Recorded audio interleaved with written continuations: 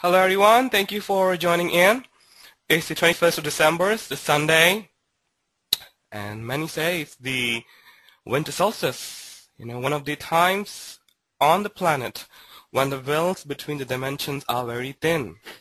And no doubt, today we are going to talk about our friends from the other side.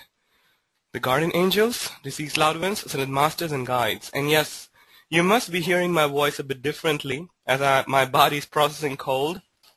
It is far more better, and I had my own lessons of common sense health tips. My place where I live is usually warm.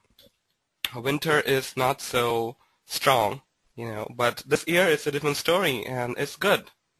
Our bodies must experience all the seasons. So sorry for that. So thank you so much for your amazing response regarding the first class as well. Thank you so much for sharing it with your friends, going for the full classes, and comments you like. It means a lot to me. So here we are to class number 2, Signs and Guardian Angels, and we have added deceased loved ones, ascended masters, and guides. So please be prepared with notes because there would be a lot of information coming up in the next 20 minutes or so. And then, of course, as usual, we will end the class with a transmission. So let us begin with a short invocation, a formal invocation for divine blessings. To the Supreme Essence, Divine Father and Divine Mother, our spiritual teachers, all the spiritual teachers, holy masters, holy saints, holy archangels, holy angels, beings of light, and all the great ones, we humbly invoke for divine guidance, divine love, illumination, divine oneness, abundance, peace, prosperity, spirituality, harmony, inner healing, divine health, and divine protection. Let us take a moment to visualize a brilliant white flame in a heart center.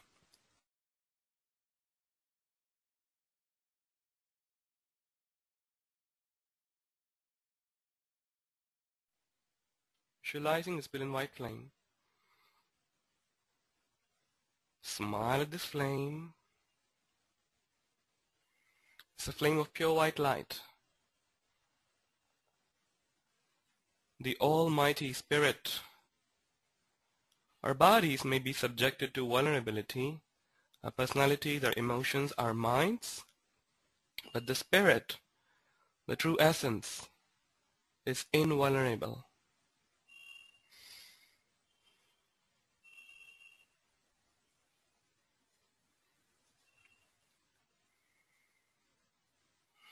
Deep breaths.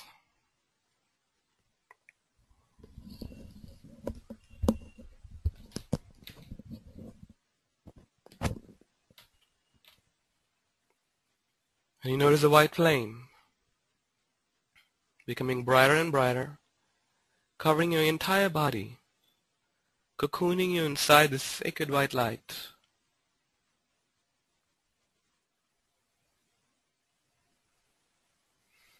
I'm going to use some chants to further accelerate this work of clearing and aligning our energy fields.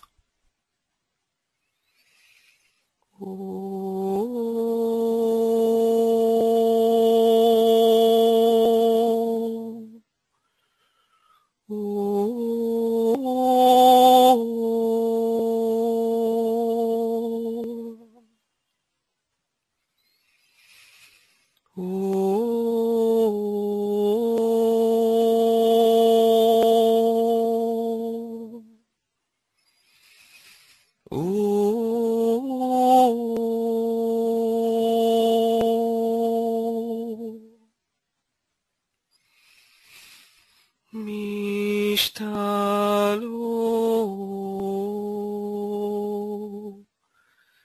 Sishado.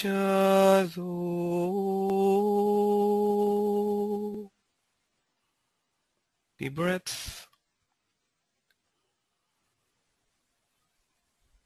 Let this white light cover your entire room where you're sitting right now. White blazing light. And in our mind's eye, we notice different corners of the globe joined up together here, live or by YouTube or MP3.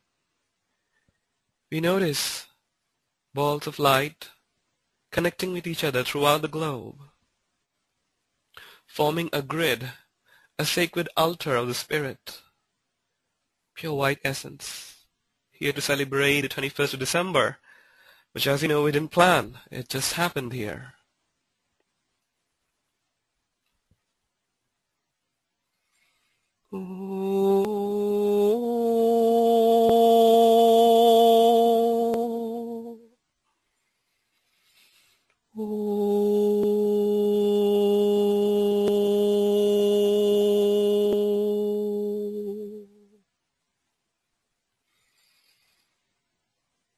Allowing the sacred white light to calm your mind, your body, your breath. It is in the stillness that we begin to receive inspiration, that we are more open to teachings, to learning, and more.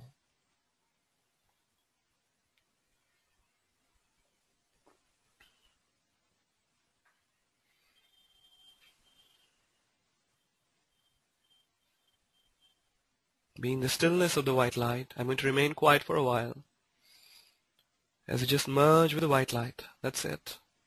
Allow.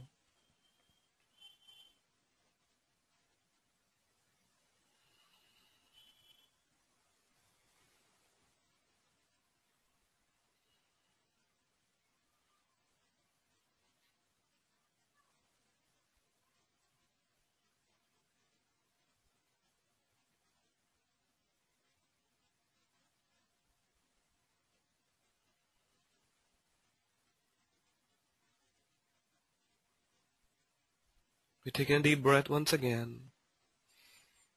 We return back to our room, our chair, the cushion, wherever we are. We send the white light through our feet into the core of the earth, feeling grounded,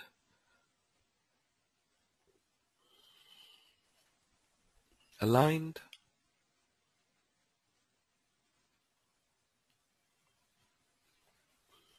and we open our eyes. Now I do see some new names here. I was at Facebook for a while and I got some messages there. This is class number 2. For class number 1, please go to youtube.com, look for Narmada space Akshat. You will find the lecture of class number 1. Okay? So some of the things which I will say in this class and the coming classes may not make much sense to you. Do not expect of me to repeat it. Go to YouTube, look at the channel, and look for the lecture. Okay? And some of you are having the internet issues. Well, please sign up from Facebook, Skype, everything, except from GoToWebinar. Just be there.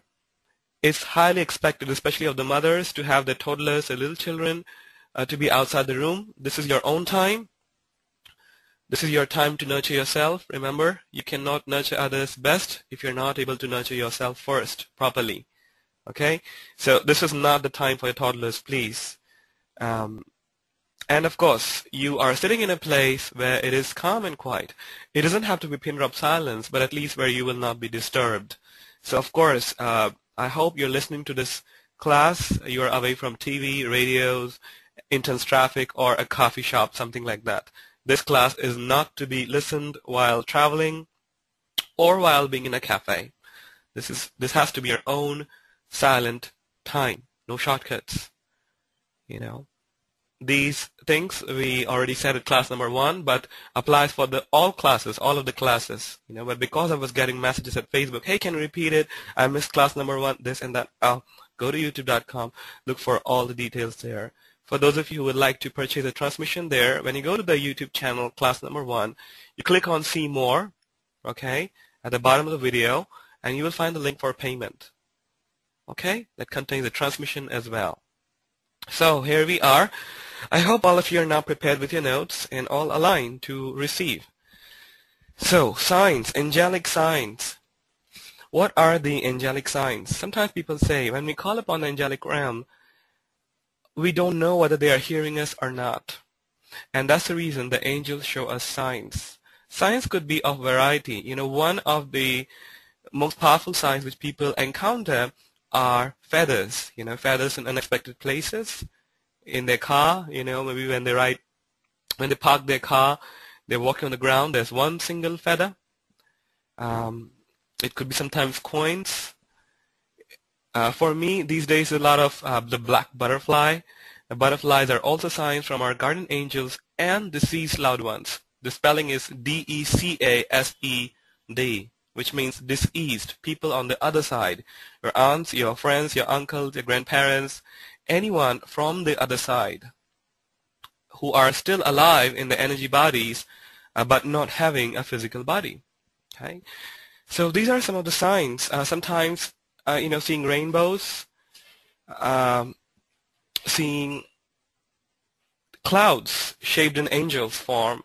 Sometimes going to, maybe a mall or something like that, and the mall was all decorated, and all that you notice are feathers or even angel statues or angel drawings there, right? So the signs come in various forms. You don't really have to ask what kind of signs you want, although you may ask, but that's not a good idea. We're going to facilitate transmission that will facilitate your ability to understand and integrate these signs, S-I-G-N-S, signs from the angels. So your guardian angel sends you signs of comfort that, yes, here we are. We're there for you, no matter what you're going through, be it happy times, be it sad times. We are there for you. We're there with you. People sometimes ask, am I following a blind faith or something like that? But the truth is, when you sincerely ask for signs, you just cannot avoid it. They will simply happen to you instead of you trying to hunt down the signs. You don't have to hunt down the signs. Trying to hunt down the signs is one of the patterns of the ego saying, you don't deserve it. You don't meditate enough. You're not pure enough to receive the love of your angels. Remember in class 1, we talked about the angels. They are unconditionally loving beings. No matter what, where you are, who you are, which religion you belong to, whether you believe in God or not. The angels always, always love you and will continue to love you. Take a deep breath. Sometimes the signs also come up as comforting feelings, as a reassurance from the Angelic Realm. We can really go about the signs and have an entire different workshop. Maybe I will do it sometime later. So these are the basics, okay? And what about the signs from a deceased loved ones? That's a good question. Well, your deceased loved one might be very fond of, let's say, an apple pie, and you're scrolling into internet and one of your friends at Facebook posts an apple pie recipe, and that was the same time when you were remembering about your deceased loved one. It can happen like that. And of course, a lot of the times in dreams. Of course, dreams are very much interesting. It's an entire subject unto its own. It processes your expectations, your traumas, and so much more. But when we really learn to calm and align ourselves through regular meditation, having a healthy lifestyle, our deceased loved ones and even the Ascended Masters come up in dreams to give us guidance. Now remember, every time your deceased loved ones, your guardian angels, or even the Ascended Masters, when they deliver guidance to you, they will never ask of you to really do it. They will leave it as a choice. The decision will always be up to you. Okay, remember, the angelic guidance always comes from a place of love. It is never, you should do it, or this will happen, or that will happen. It's never like that. Even when it is warning about some health issues, it will come from a gentle place. Alright? And of course, you need to keep up with your common sense as well. What I mean is, you know that you can call upon the healing angels for you to help with healing. Let's say you are suffering from, your body is processing cold, and you end up eating ice creams more and more and more, thinking that the healing angels will help you. No, it doesn't happen that way.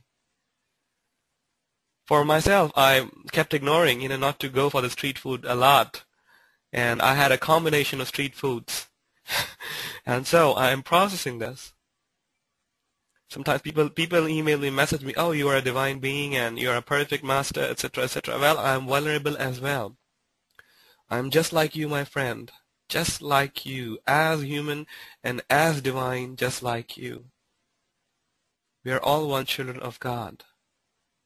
Alright? So, signs. I think we covered about signs. I would have loved to go into more, but maybe in another workshop we will cover that. So these are the signs that you can, see and sense that your guardian angels or deceased loved ones are around you. Sometimes the angels also show up in the form of orbs. Not when your camera is malfunctioning, but in high vibrational places around spiritual teachers who are really spiritual, a lot into meditation and service work, people who love a lot, they have a lot of angelic nature. You will see a lot of orbs, especially around ceremonies, like the shamanism or meditative classes, or you're gathered in a group for some spiritual cause. You will notice the orbs sometimes. Let's go ahead. We have a 1 hour class to finish. Okay, so guardian angels. Every single person is sent on the planet Earth with 1 or 2 guardian angels, especially those who have a strong purpose, or you can say have a difficult life ahead. Let's say orphanages. These people are cushioned with extra guardian angels, you can say. You can always request God, all it is, to station extra angels by your side on a permanent basis. There are so many angels. It is said that every time God thinks a thought of love, an angel is created. And if you know that God is all love, then there's no limit to how many angels we can call forth. Remember, you are never asking for too much. Learn to invoke for angelic help for every single task, be it so-called big task or a small task. Alright? And then follow the guidance. We will cover all of that in the coming classes in this 21-day course. Okay? So the guardian angels are, you can say, specific beings who are assigned with every single human being. It's 1, 2, or 3, and sometimes more, depending upon a person's life mission. These guardian angels are usually assigned the same. I mean, these are same guardian angels assigned with you if you believe in the theory of reincarnation. Life after life after life. There are so many cases of reincarnation studies. You can Google it, small children talking about their past lives, their family, and it had been proved as to be true. There's just too many references to that. I won't go into that. The next team that you have is your deceased loved ones. As I said, your deceased aunt, uncle, a friend, even pets. It could be a dog, a cat, even a rat. Anyone, anyone you loved dearly, that you had a connection. Sometimes deceased loved ones also comprise of the people you never met. What I mean is, maybe your name is the same name that your uncle had or your aunt had, and you never met them. So it's very much possible that he or she is around you to guide you, to help you. It is also about your life purpose. Let's say you're an engineer. Your uncle was also a very famous engineer or a very expert engineer. So he can help you. If you're into music, you can always connect with the angels of music. There are just so many angels, beings of light. So yes, you can connect with Beethoven. You can have a private coaching work with these beings of light. Now sometimes people fear, well, I don't feel comfortable connecting with deceased loved ones. Well, that's fine. One day we will have a mediumship class, maybe. Okay? So, well, that's fine. You can still work with Angelic Realm. But the aim of today's class is to tell you, who are there in the invisible realm as your team. Okay? And then comes your ascended masters, beings of light, siddhas, yogis, enlightened beings, like Jesus, Buddha, Lord Mahavir, Lord Ram, Lord Krishna, and so many beings of light. These are known as ascended masters. You can say these are perfected beings who travel through the earth to learn their own lessons, who faced their own lessons, who had their own set of vulnerabilities, yet they transcended um, and learned the lessons, if you would say. Okay, so these are the ascended masters, and they can be male or female. There's no particular thing that ascended masters are always about males. When I say the word masters, ascended masters, it's not about slave or master thing. It's not even about being dominantly male. It's just mastery. They have mastered their mind, they've mastered their bodies, they've mastered their emotions, and that's why they're known as masters. One word which we have in India is known as Swami, meaning the master. All right. So why do we say them ascended? Because they have ascended, raised the vibrations to pure love, pure light, compassion. If we look around, even within, we have our own set of things or lessons to work on, like self-doubt, fear, unforgiveness, insecurity, etc., etc., etc. Well, we're not invalidating these feelings. At the same time, what we're saying is, once we begin to tap into divine guidance more and more, into our divine nature more and more, things like fear, insecurity, all these things begin to wash away by and by. Many of you have noticed already, you have been with Oasis for more than 2 years or so, and of course with various other teachers and spiritual paths, and you know that, having a certain spiritual practice, it really has brought you into more alignment, more comfort. It hasn't brought, freedom from pain, but it has definitely brought freedom from suffering. Yesterday in a Saturday's class, I was quoting the statement of the Dalai Lama when he said that pain is inevitable, suffering is optional.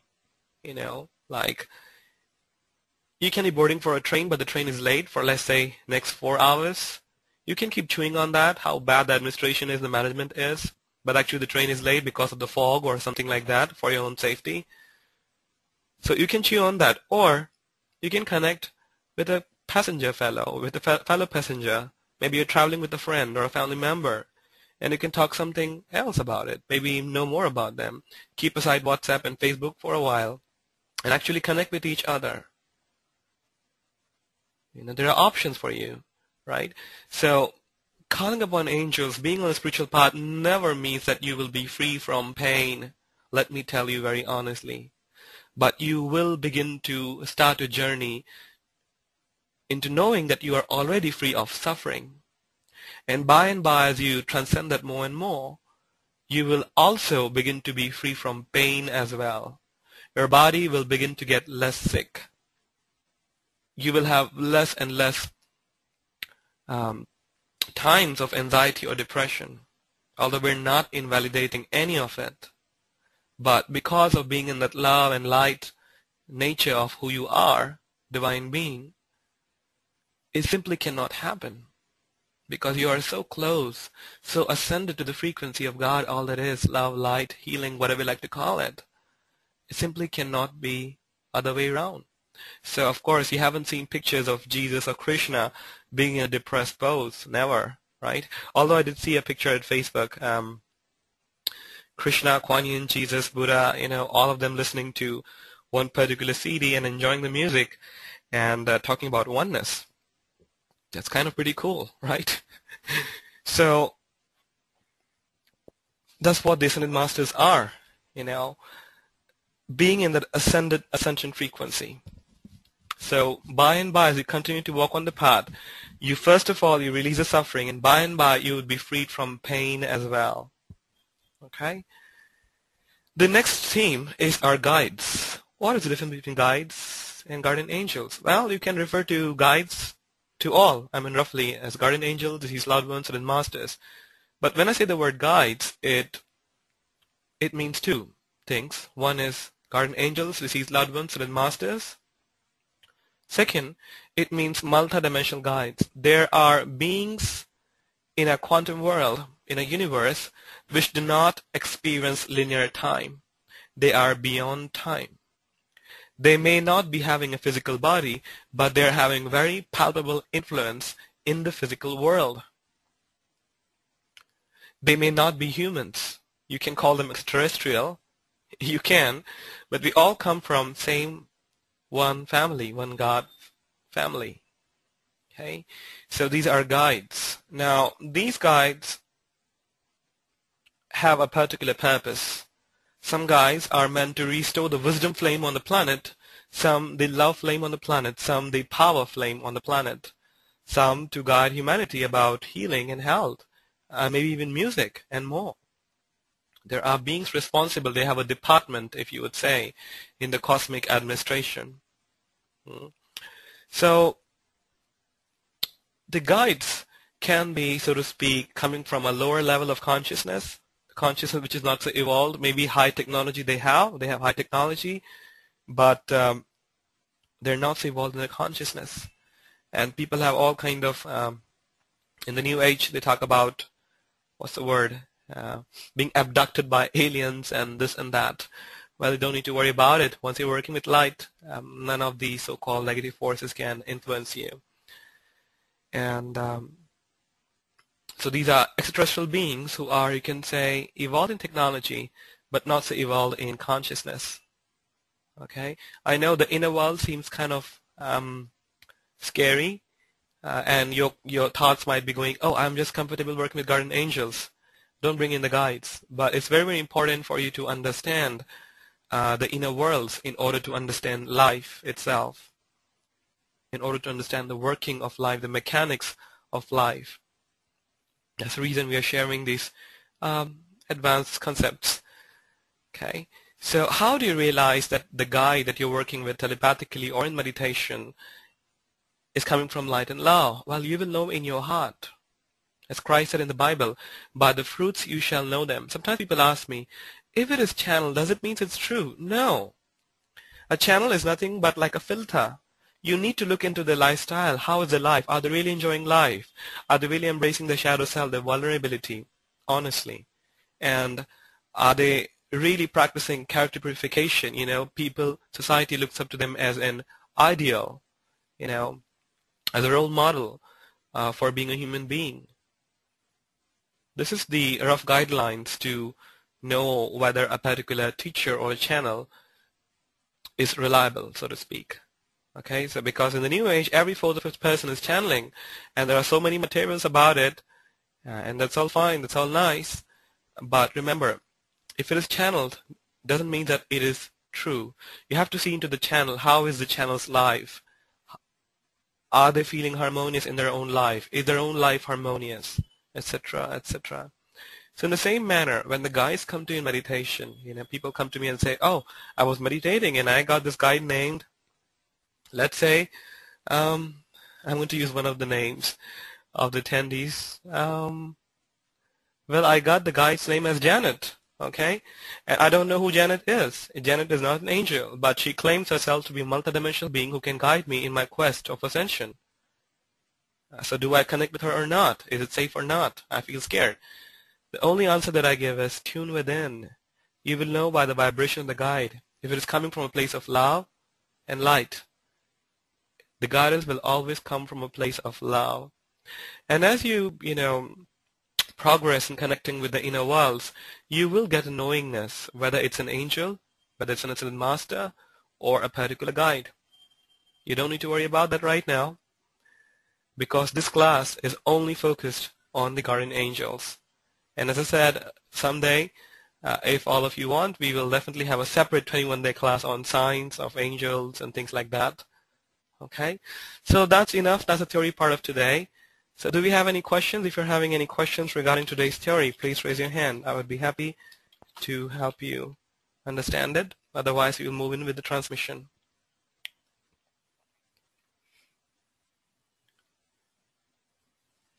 All right. So let's go ahead with the transmission.